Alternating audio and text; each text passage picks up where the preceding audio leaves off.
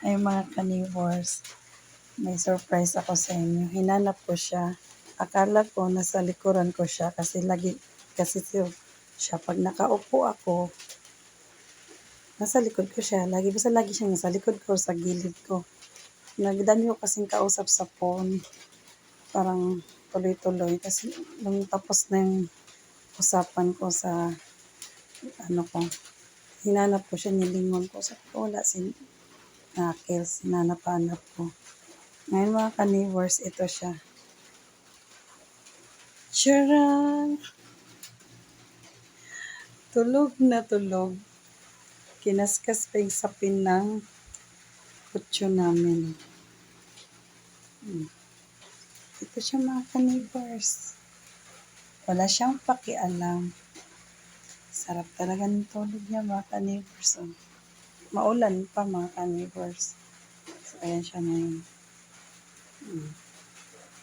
Ano ka ngayon? Oh, yung kumot ko pa mga ka-neighbors. Oh, sira pa niya, ano, ginulo-gulo pala, hindi naman niya sinira. Ginulo-gulo pa niya yung sapin namin. So, naiya naman akong gisingin para ayusin ang sapin. Hindi ko naman alam kung magigising ko pa to siya ngayon. Hoy, dun. Huli. Sinabi ko lang dun. Gising ka agad.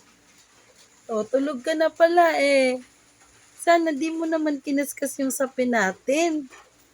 O, maisturbo ko yung tulog mo dahil aayusin ko yung sapin. O, pati kumot ko oh. O, so ano to? Puyat bang person or sadyang masarap matulog kasi may ulan? O, so ito siya ngayon mga ka-neighbors. Huwag daw po siyang guluhin. So, di ka guguluhin. O, di sige, wag na. Promise, di ka guguluhin. So, yan mga ka-neighbors. Ang galing mga ka-neighbors. Kahit malungkot ako mga ka-neighbors, nai-stress, masakit ulo ko, dito lang ako naging masaya. Ayan lang ang nagpapasaya mga ka-neighbors. Sige na mga ka-neighbors. Good night.